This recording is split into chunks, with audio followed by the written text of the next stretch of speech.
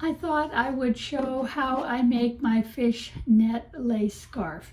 It's done usually with sock yarn, but you can also do it with sport weight yarn, because the last one I'm doing now is made with sport weight yarn. This was a sock yarn, and what I like about it is it's so open. It reminds me of a fishnet.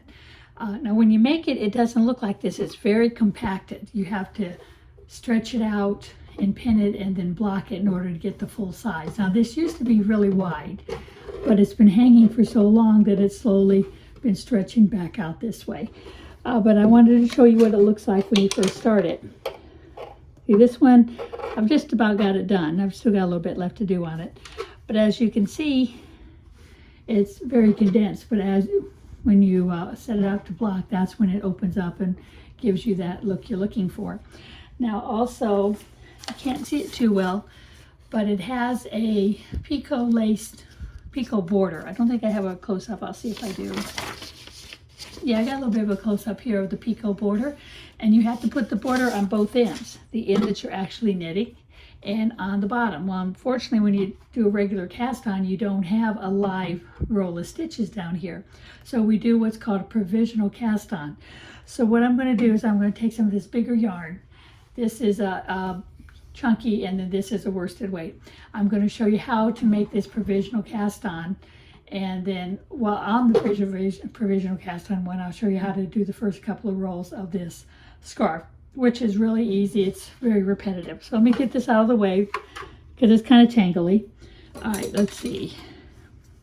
Now, obviously they say cast on 200 chains. Well, we're not going to do 200 chains. We're just going to make something maybe about that wide. And you'll know how to do it just from seeing something that wide. So you start with your chain, because the provisional cast on is done on a crocheted chain. Okay, so let's see. You do whatever the amount you're supposed to. Like in this case, it's 200. Now, if you want to do more, you can make it longer. You can turn it into a sash if you'd rather make a sash, or use it as a scarf. I see it's just a regular chain, nothing fancy, but this is how it all begins. Okay, that should be enough.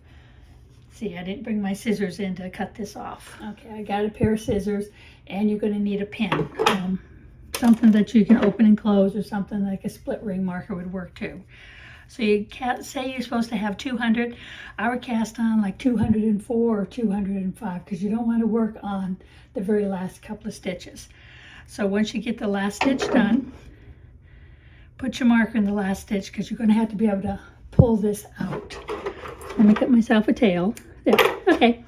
Now, when we pick up our stitches, we do not pick them up in this part. We pick them up in that bump in the back. Now, I found out if you turn it this way, so it looks like the bump is going this direction, it seems to be easier to pick the stitches up. Now, if you can't pick them up with a knitting needle, you can always pick up with a crochet hook, because I've done it that way too. So I go in a couple of stitches, put my knitting needle in that back bump, because see, there's the front and there's the bump. So you go in the bump, yarn over and pull it through, and that's your first stitch. Now you got to find your second stitch, which is right there. Now, me using a big needle and big yarn, it goes a lot easier. When you're using a little needle and little yarn, it's a little more of a challenge. So that's why sometimes I wind up using my crochet hook. So let's get this. So far I'm doing pretty good.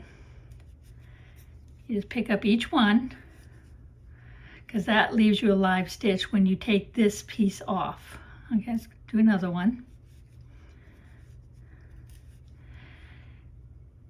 And I believe the first roll is plain knit, but after that it's repetitive. Every roll is exactly the same. Say you have trouble and you can't do this, which in some cases is very difficult. You take your crochet hook, insert your hook in that back loop.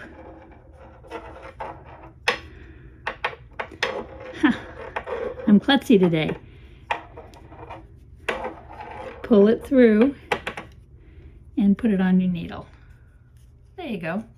That one's done. I'll get the next one.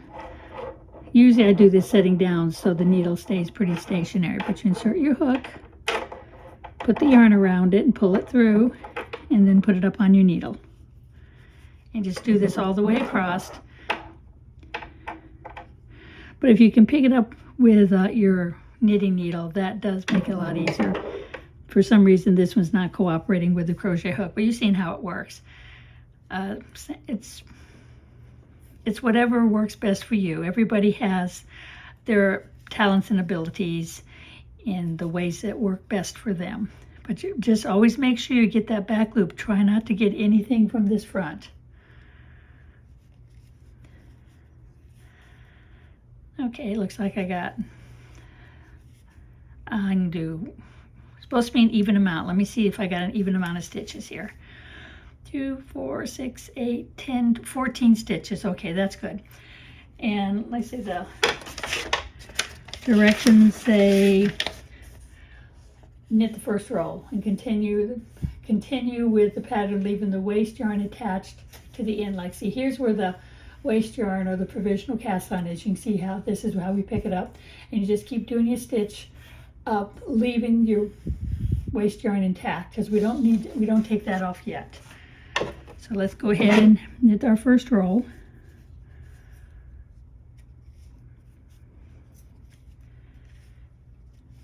Like I said, I'm doing this with bigger needles. Normally, according to the pattern, you'd use either sock yarn, or I found a DK sport weight yarn works great too with the size 8 needle, and it gives you the same look. The only difference is it's a little bit wider on the finish of the 28th roll. When you do it with sock yarn, it's not quite as wide as it is when you do it with sport weight yarn. But you go all the way across.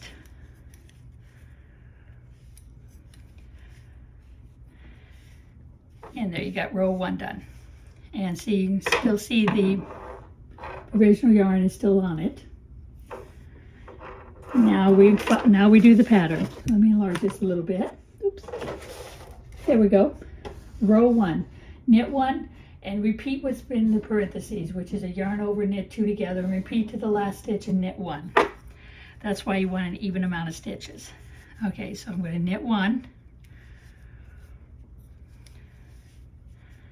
yarn over, knit 2 together. Now when you do this, you're actually going to be doing it on circular needles, because when you cast on 200 stitches, 13-inch long pairs knitting needles won't be long enough, or you'll be cramming all the stitches on and it'll be very uncomfortable. So it's best to use 24, 29, 32, whichever size 8 circular needles you have handy. Looks like I have one more to do. And when you get to the end, you just knit the last one. So you still wind up with the same amount of stitches. The only difference is every other one is a yarn over. Now when you read the rest, repeat pattern roll, which is right there, for a total of 28 times or 28 rolls. For a scarf, if you want to do a stole something wider, you can do 112 times that way. Instead of it being this wide, it's 14, 16 inches wide. Okay, let's do it again. Knit the first one, yarn over, knit 2 together, so you're knitting the yarn over and the knit 1 from the previous roll. Just be very careful and keep an eye on those yarn overs. You do not want to drop your yarn overs.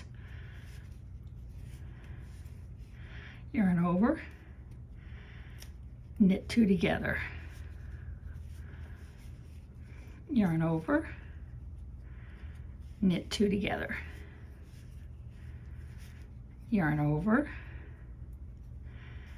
Now this is something you can do while you're watching TV, because you just keep repeating this over and over again. Yarn over, knit 2 together, last stitch, knit 1. Okay, so now I got 2 rounds done. And you can see where the yarn overs are, that's where the holes are. Now when you stretch it out, it's even going to be bigger still. I'll do one more on this and then we'll go to the actual piece that I've already started. So you knit the first one, yarn over, knit 2 together, yarn over, knit 2 together, yarn over, knit 2 together.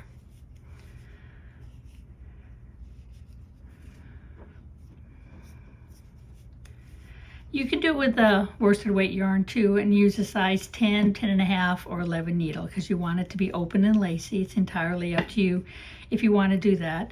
Or if you want to keep it light and lacy, like I do, you'd use your sport or a sock weight yarn. Okay, so there's, you can kind of see how the design is starting to grow. Let me get this out of the way. Now, these are two of the yarns that I found worked really well. This is called Trubo. It's from what is it, company? Lion Brand. It's super silky, super soft, and very shiny. They say it's 100% rayon made from bamboo. Now, I've never heard of rayon made from bamboo, but it really feels nice. And this one they say is a size 3, and they suggest to use a size, can't even read it. Oh, wow, where's it? Size 6 needle. Which is normal for sport weight yarn. So that's why I was surprised when they say this is a 3, because a size 6 needle is generally used on the DK sport weight, and it is as thin as sport weight. I don't look at it as a light worsted weight. The other one that the one I'm using right now is called Jeans by, I can't even pronounce it, whatever that name is. And this is also, they say this is a size 2, which is sport weight, DK weight. And they recommend, see if we can see the needle size, size 3. So when you use your size 8, it makes it very light and open. This is 100% cotton, but it's a super soft yarn. I'll go ahead and see if I can get this put on my website. I've only got a few colors of it, but it only takes 1 ball. So it's really an easy, quick thing to make and not a lot of money. All right, so let me get this out of the way. Go to the one I've actually started. Let me take this back. This is it tangles up when you use shorter circular needles. When you use longer circular needles, it doesn't seem to tangle up that much. Okay, there we are. As you can see, that's what it looks like when you knit it. It just looks like a bunch of little tangles. Now the trick is after you finish it, you block it, and that's what opens it up and gives you that really light, lacy look. Now if you like to keep it this way, it's soft and yummy. You can leave it this direction. It does not have to be stretched out if you don't want to. You can leave it just the way it is. Now when this is done on sock weight yarn, you can see the difference in the width of it. This is 28 stitches on sock yarn, and this is 28 stitches on DK weight yarn. So your choice, whichever way you want to do it. Okay, let me go ahead and get this finished because it's time to start the picot edge. So we're going to do the picot edge after I get this last row finished. Now there's 200 stitches on here, so I won't be doing the whole thing on the video, but I want to get it started so you can see how it works. Let me enlarge this so we really can see what we're doing. Yarn over, knit 2 together, yarn over, knit 2 together. Same thing over and over again. Very simple pattern. It's easy to remember.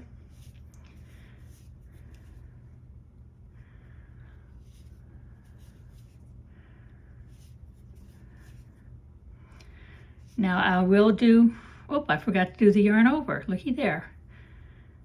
So it's very easy, just back out of it. There you go. Yarn over, knit 2 together. I try to keep my stitches loose when I do something like this because when you have to stick your needle in 2 stitches, if they're really tight, it can be a challenge to get your needle to go through, especially if it doesn't have a sharp point. And sometimes the bigger the needle is, the rounder the point is. Okay, there, last stitch. So now you can see it's, oh, let me stretch it back out. It's just one long continuous thing. And like I said, that's my provisional cast on. All right, so let's go back to the first roll. Well, actually, there's only 1 roll of the picot. Now, I haven't done this picot stitch in quite a while, so I'm going to have to read it as I go. Also, I can self-check to make sure it's correct. Okay, it starts with bind off 1. So to bind off, you knit 2 stitches,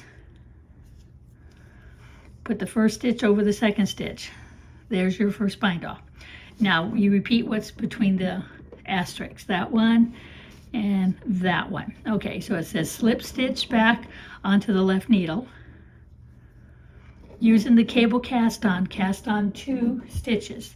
So some people cable cast on through the back loop, some people do a cable cast on through the front loop. I usually do the front loop, and after I do, I twist it and go into the back, and that kind of makes it a nice stitch. So I'll do the second one through the front loop, yarn over, pull it through, turn my needle, and go through the back. It just kind of gives it a little bit more body on the bottom, okay? And make sure you twist the stitches back onto the needle, then bind off 5 stitches, repeat from the asterisk. So we're going to bind off 5. So we have to start by knitting, knit 2 of them, and that'll be your first bind off. So there's bind off 1, knit again, 2, bind off 3, bind off 4, and bind off 5. Now I want to check something. I have a feeling I might have missed something here because I'm binding off on this real lacy edge, and I wonder if I was supposed to knit 1 row before I did. Yep, see, I made a mistake. I was supposed to knit a row before I started the bind off. Okay, so let me take this off. And, oh, right there, you got to take this one over. Take the first one off. This is going to be slow going because I don't want to make a mistake. 2.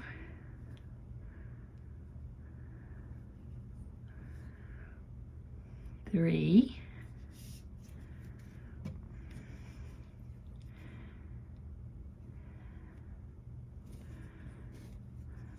4. Oh, there we go, right there.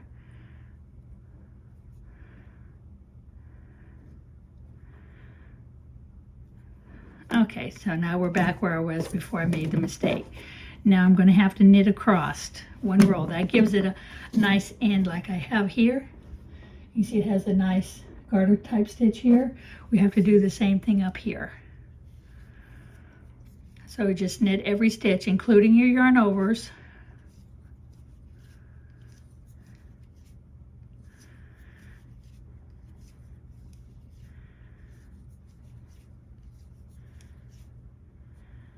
And just continue across. Okay, I'm just about done with this knit across row. I know you didn't need to sit there and watch me do 200 of these. That's why I stopped, paused the recording while I did most of them. I'm down to my last 4 or 5. And we'll make sure that this picot thing works, because when I did it a minute ago, it wasn't really doing quite what I thought it would do. So we're going to have to do a little bit of experimenting. All right, let's go back now. Okay. It says bind off 1, which we did before, and that part we know is correct. Knit 2 stitches.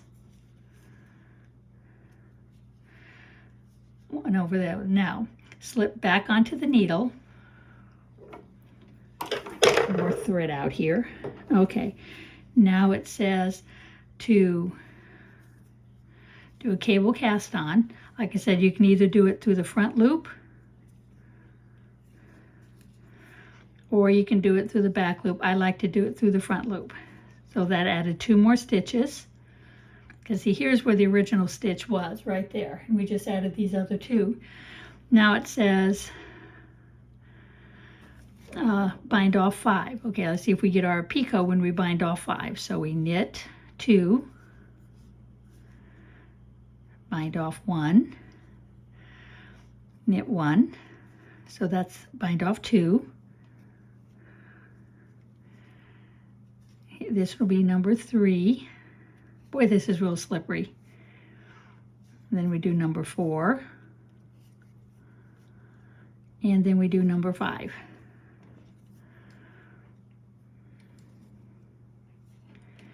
All right, now it says to repeat from the asterisk. So it's slip stitch back on the needle, cast on 2, 1, 2, and then bind off 5. See, so we knit 2, so we can bind off 1. So there's 1, 2, 3,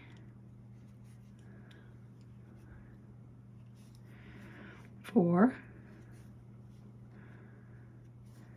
5. All right. Now we repeat again, put the stitch back on the needle, cast on 2, so there's 1, 2, now we bind off 5, so you got to knit 2 first, so there's 1 bind off, 2 bind off, 3 bind off, 4 bind off, 5. Okay, let's look and see if we got what we're supposed to have. We put the stitch back on. Yep, there it is. The picots are forming. Because of those 2 extra cast on stitches, they had no place to go, so they just kind of puckered up. So you just keep repeating this all the way across. So I moved the stitch over, so now we're going to cast on 2, like you said, or you can cast on through the back loop. So you go through the back loop and put it on. And then you bind off 2.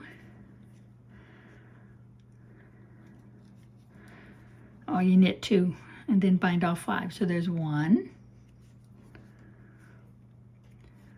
2, 3, and you want to keep these loose. You don't want to do it tight because you don't want the edge of your scarf to be really, really puckered tight. You want to make sure it stays nice and loose, like that. Okay, so I'm going to cable cast on these next 2 through the back loop. So you go through the back loop. Oop, sorry about that. Got to put this back on first. Go through the back loop.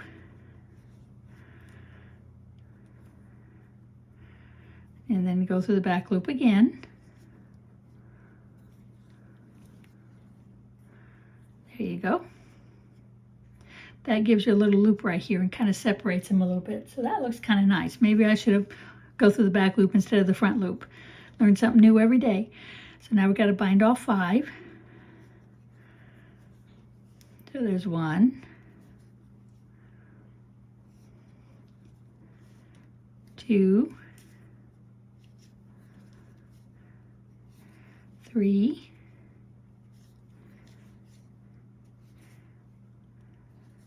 4, 5. Put it back on the needle. Now we're going to cable cast on 2, 1,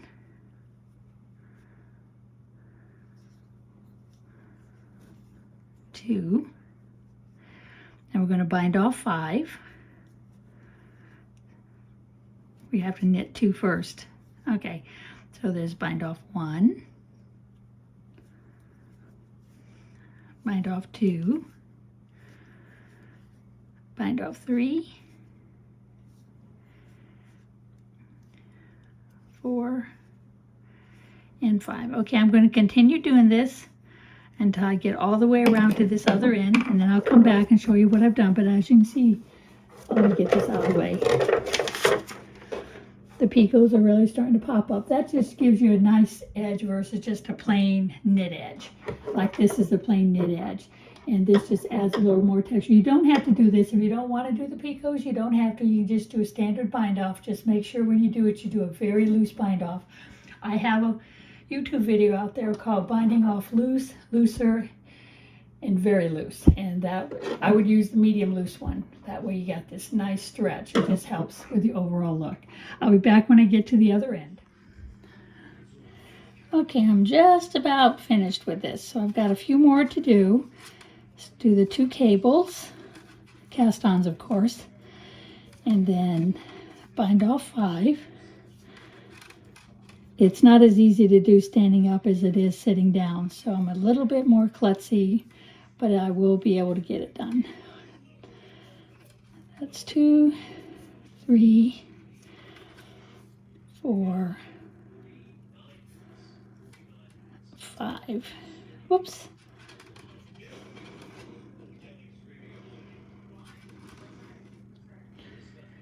Try again.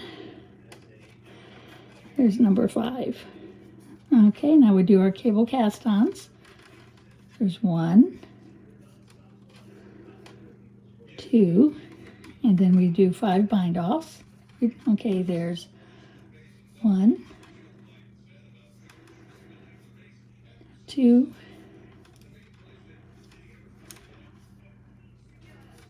3, 4, 5. Hey, we're just about there. Looks like we have 2 more sets.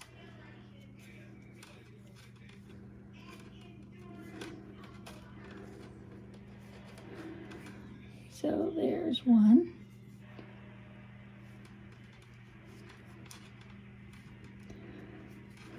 2, 3, 4, 5. Now there won't be enough left to do 2 more sets, so we'll just, once we get this last set of 5 bind-offs, if there's 1 or 2 stitches left, just go ahead and do that last 1 or 2 stitch bind-off. So let's see where we wind up. So there's 1, 2, 3, 4, 5. Okay, so we have 1 extra stitch, so you bind off the 1 extra stitch. And then put the tail through the loop and pull it tight. Okay, this side is done. Let's get the needle out of the way so we can have a look and see what it looks like. See all the picots, and see it's nice and loose, so this way you can stretch it. Now we have to deal with this end. So we'll go back to our big sample. Here's our big sample. Where'd the needle go? There it is. Okay. I'm going to have to bind this off, and I'll show you how to pick up your live stitches. But we need to make sure this is bound off nicely so we don't have these loose stitches. Now this would be your bind off with your picots. I'm just doing this so it'll be bound off so we can go straight to the part where we have to pick up our live stitches off of our provisional cast on.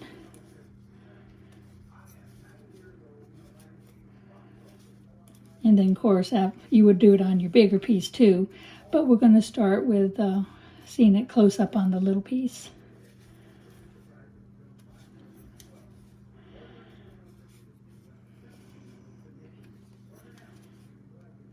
Because we're going to need the needles to work with the live stitches. One more. Okay, and the same thing. Pull up a loop, trim the tail and put it through. Okay, so now your top is done. So what we have to do now is take these stitches here, you can see them here, off of the green and put them on a needle. So that's the reason why we don't finish it off. We take the pin off and you start pulling them slowly. Now if it's done right, unless I'm pulling the wrong end. No, I'm pulling the right end. I don't know why it's getting stuck.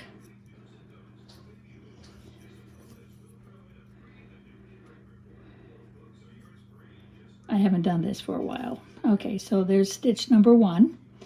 Now we're going to pull off stitch number 2.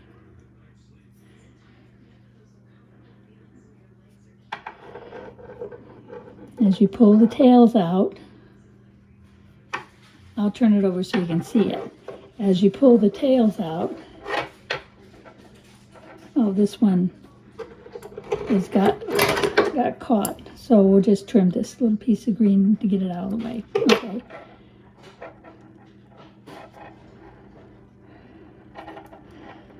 There.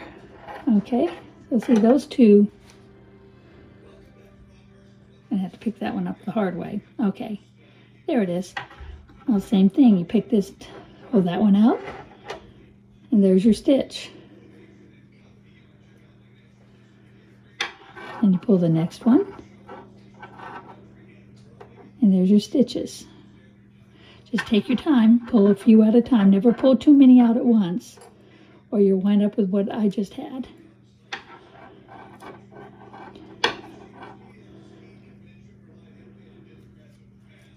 That's why you want to put a safety pin on the end that you would pull from.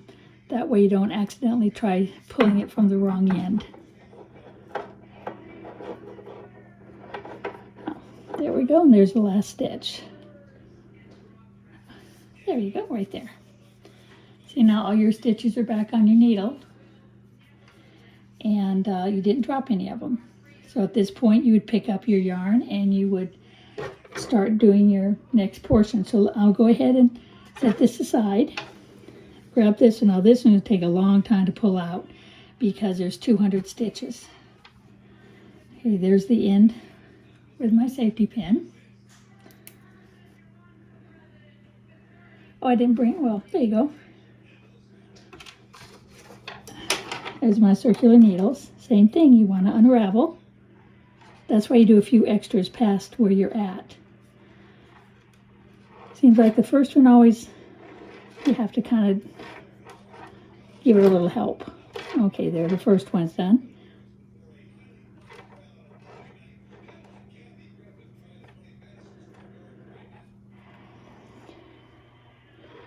See how you got your live stitches?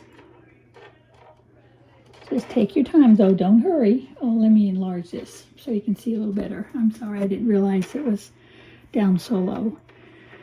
Okay, pull. Sometimes they get tangled. And when they do, you can always trim your tail.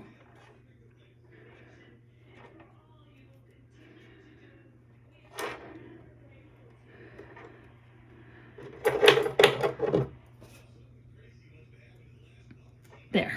Okay, so now I can pull them out. I got 3 more. It's easy to kind of get the thread slightly tangled or caught. See, like that one is caught up in the loop.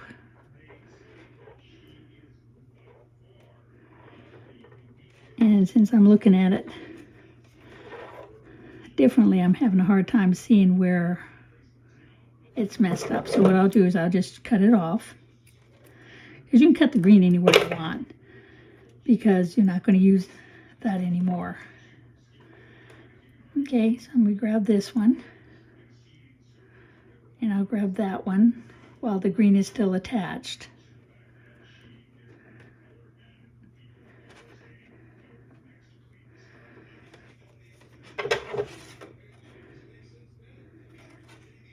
There we go. Now I can start pulling them again. Sometimes you kind of have to look at what you're doing and see if a piece of your live yarn gets caught up in your provisional cast-on yarn, because it can happen very easily.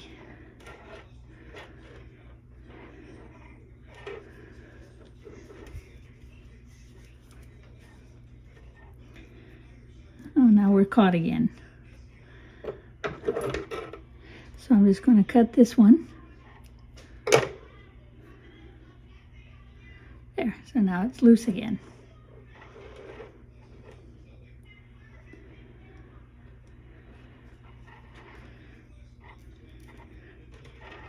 That's why you only pull a few at a time, because you don't want it to knit it like that one just did.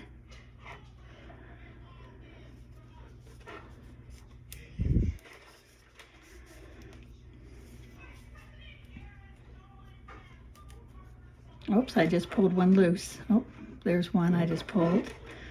That one, that one.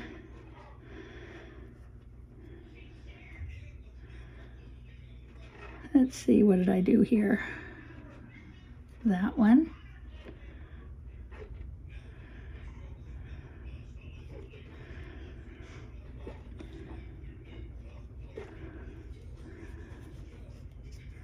I did a tangled mess there. Sorry about that.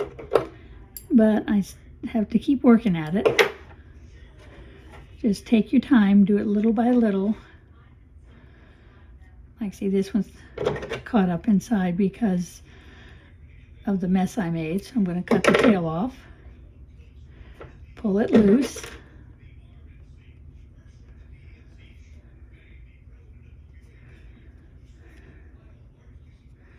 There. So just take your time and do a little at a time. You will get them all done.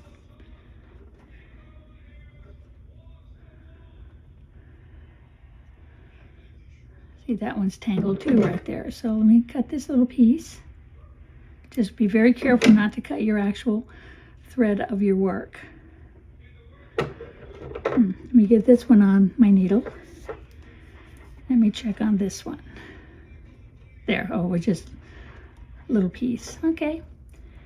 Well, I'm going to go ahead and finish doing this, and when I get to the end, we'll come back and I'll fix my little boo-boo. What I did here, I'm not sure how I'm going to fix it, but I'll see what I can do to fix my little boo-boo. I hope you've been able to see what I've been working on. I'm trying to keep it in the frame of the lens.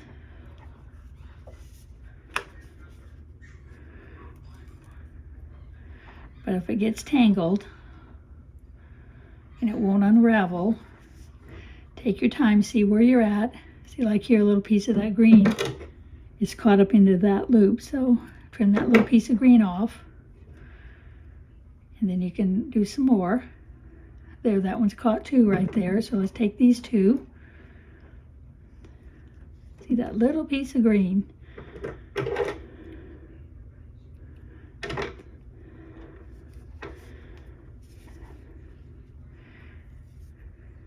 And just take your time, do a little at a time. You will get it all done. See, that one's got a little tangle in it too.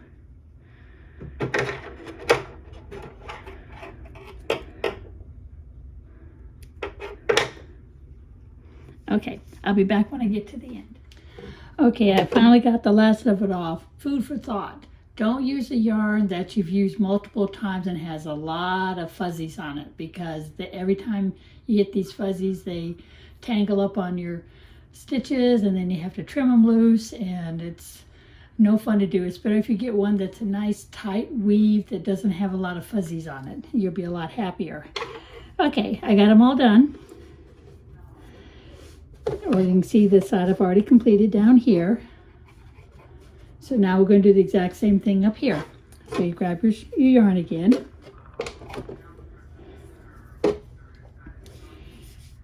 And attach your new yarn.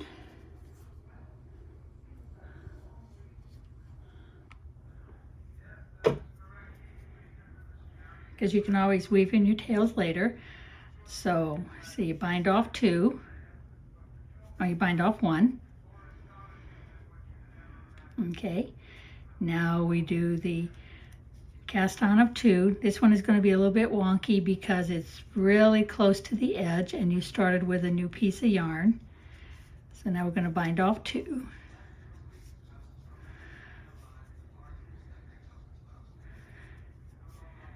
And for a total of 5. So that's 1, 2, 3, 4, 5. Okay. Now we're going to cast on 2. 1, 2, and then we're going to bind off 5. So as you can see, we're just repeating what we did on the other side. Just take your time because you want to make sure it stays loose. 2, 3, 4, 5, and put your yarn back, and we're going to cast on 2, 1,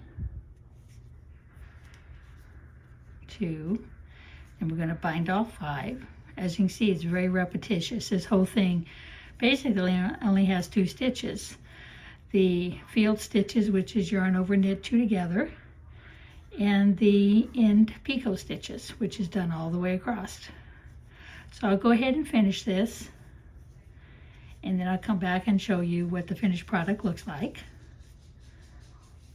Let me pull this back here.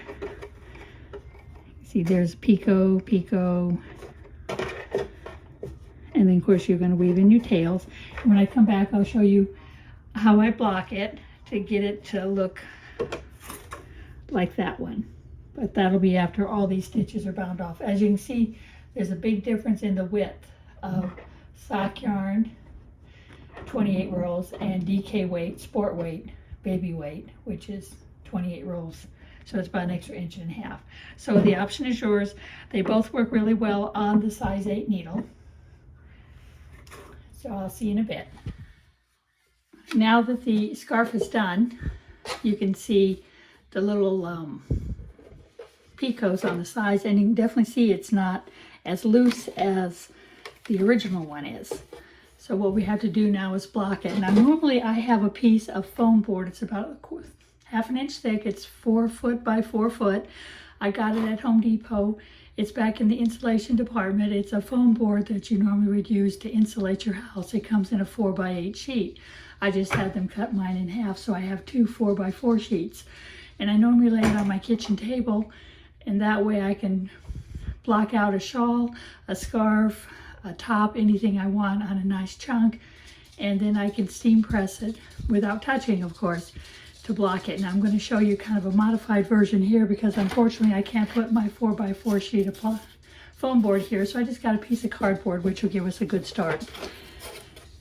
And you would lay your piece out on your cardboard or foam board. You could use cardboard too. You just have to make sure you get a piece fairly big. Unfortunately, it won't stick here as well as I would like, but we'll do the best we can. You just put several straight pins. I like to use these with the little heads on them because they're easier to see and easier to hold. Just put them on your board, and then you stretch out and you pin your picots.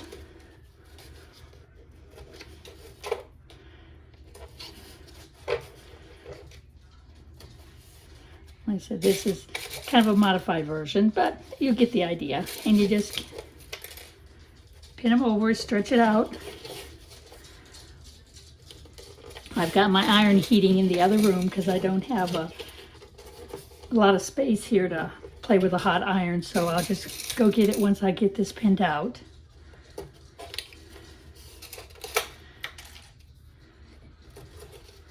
Like I said, you can use anything you want. I just found that foam board, being as thick as it is ideal to use. Maybe I should turn these slightly sideways. Okay, there we go.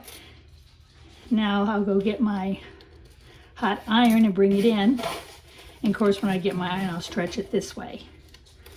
So that way I can pull it down like this. Let me go get my iron and I'll be right back. Once you get your iron filled with water, you can see the water's in there, and turn it on high because you want it to be as high as possible. And then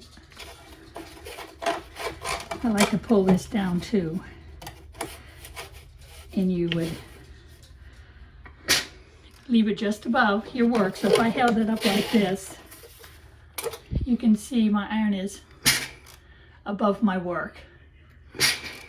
And you let it get some steam on it.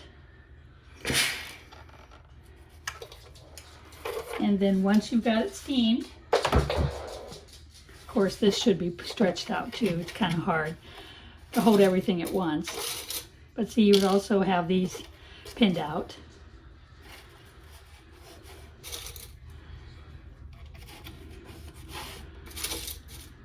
There. Like I said, then you would steam it. And if you feel it, it will feel damp. Let it stay on your board until it's dry. That's why you want to get probably a bigger piece of cardboard or the foam board. That way you can really do a lot at one time. So after you let it set for a while and the steam is, and it's dry, this is the other end of it. I just went ahead and did the other side here just for time's sake. Then you pull your pins out. The longer you let it set, the further out it's going to stay. Like I didn't let this section set quite as long, as you can tell. But this I let set longer, and as you can see, it's nice and filled out. Now if you don't want it that way, you can always leave it this way. This is perfectly acceptable also. I just like mine to look more like a fishnet. That's why I call it a fishnet scarf. So you can wear it as a scarf, you could wear it as a sash. You can decorate your house with it, whatever you want to do with your piece, because it's entirely up to you. But of course you have to finish blocking it if you decide to block it, which I'm going to do. So I just wanted to show you this other item that I make. Like I said, it's called the fishnet scarf. It's available on my website, stitchniche.com. I might have it on Ravelry too, but I'm not sure. If you like my videos, please subscribe to my channel, hit notifications so you can get the next one when it comes out. I have another scarf I'm going to do next, but I want to get this one finished first. Have a wonderful day, and we'll see you in the future. I forgot one little note. Get a get a sewing needle or darning needle, and make sure you weave your tails in, because you definitely don't want your tails to be showing.